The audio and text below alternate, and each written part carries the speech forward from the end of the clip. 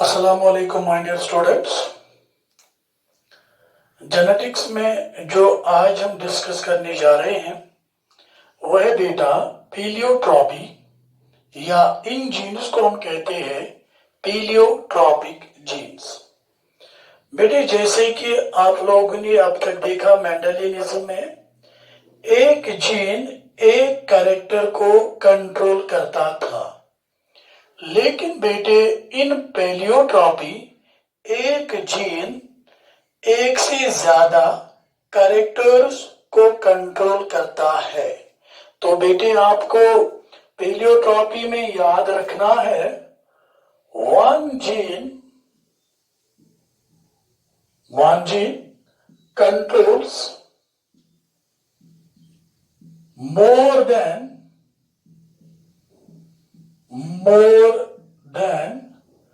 one character। आपको ये याद रखना है बेटे, one gene controls more than one character.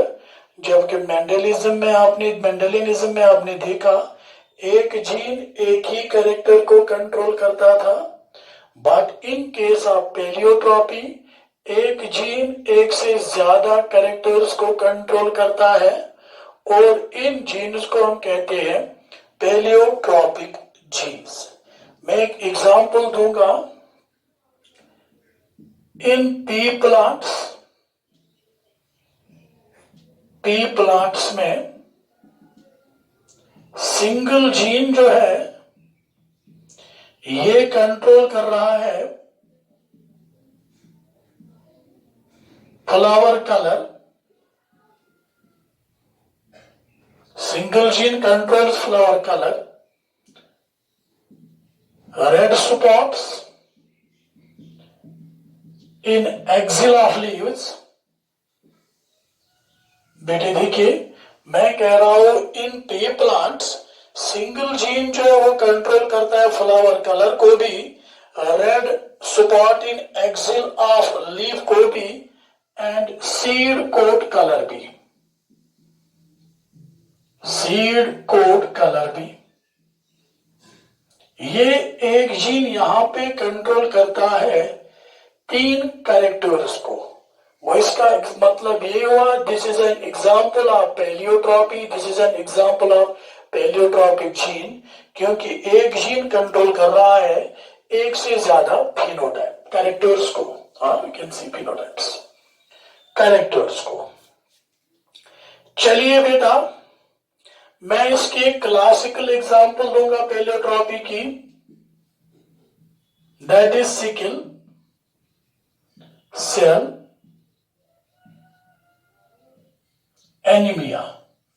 Sickle cell anaemia इस पेलियोट्रॉपी की एक क्लासिकल एग्जांपल है। जैसे कि आप बेटे जानते हो जो नॉर्मल हीमोग्लोबिन है इसमें दो अल्फा चेन्स, इसके ग्लोबिन पार्ट में दो अल्फा चेन्स और दो बीटा चेन्स होती है। नॉर्मल हीमोग्लोबिन के ग्लोबिन पार्ट में, नॉर्मल हीमोग्लोबिन में बेटे दो अल्फा चेन्स और दो बीटा चेन्स होती है। और सिकल सेल एनीमिया में क्या होता है, सिकल सेल एनीमिया कैसे होता है, इन दो बीटा चेन्स में, इन वन बीटा चेन, दो बीटा चेन्स में एक बीटा चेन में, in one beta chain point mutation occurs.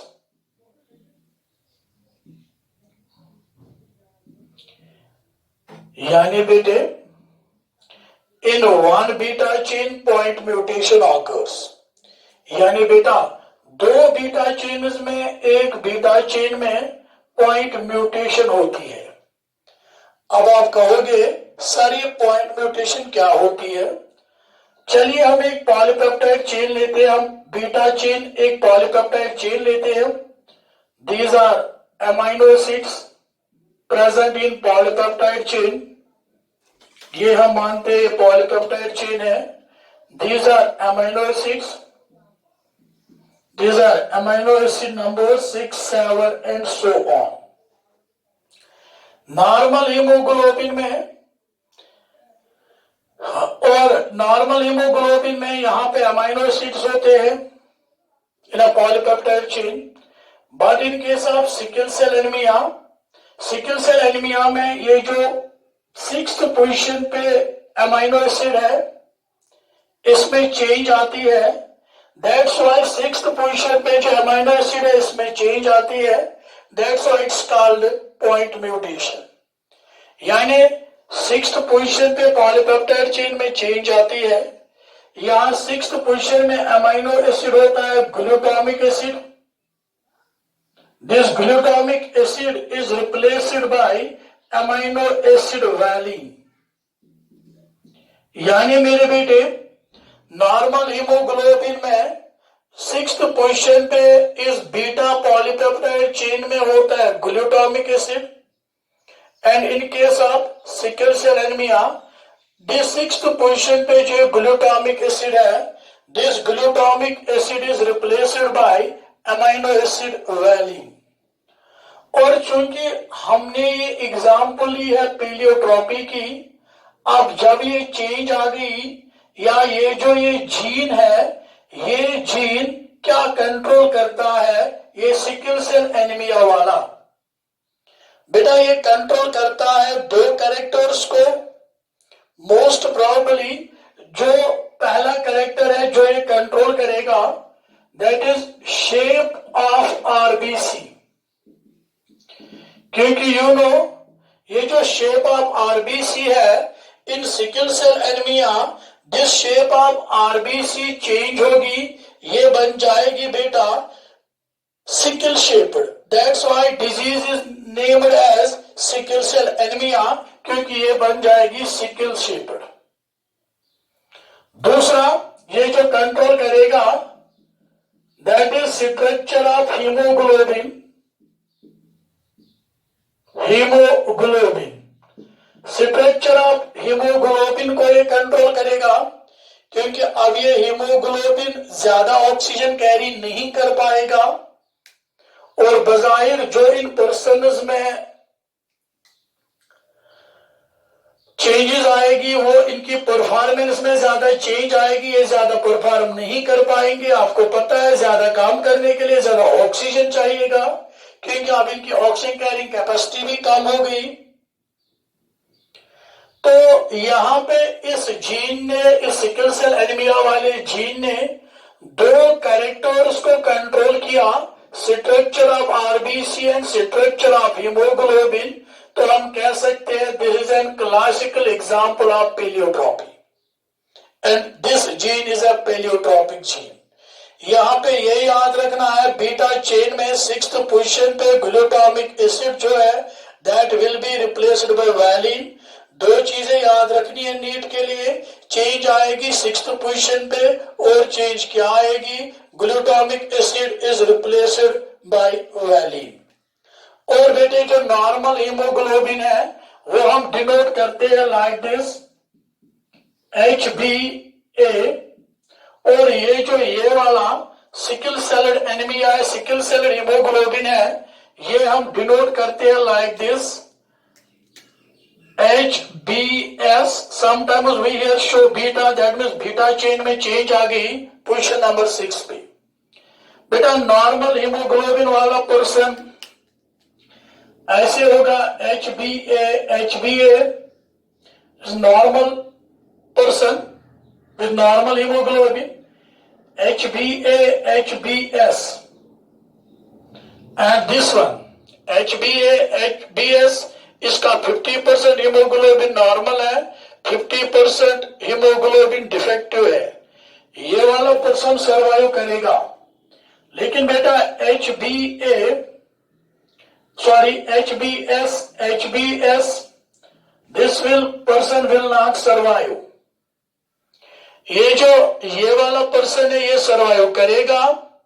और एक और चीज याद रखिए, इस वाले पर्सन में मलेरिया होने के चांसेस कम है।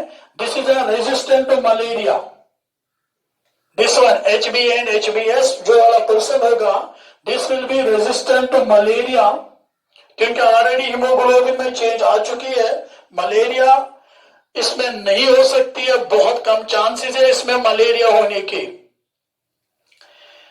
बेटे ये था regarding what we called as sickle cell anaemia is an classical example of pleiotropy, और we can say this was about पैलियोट्रोपी।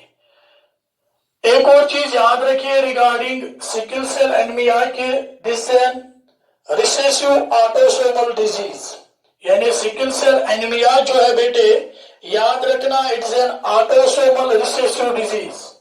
Sickle cell anaemia is an autosomal recessive disease. ये पॉइंट भी आपके काम आ सकता है इन नीट। बेटा दिस वाज अबाउट पैलियोट्रोपी, होप क्या आपको अंडरस्टैंड गया होगा। थैंक यू बेटा।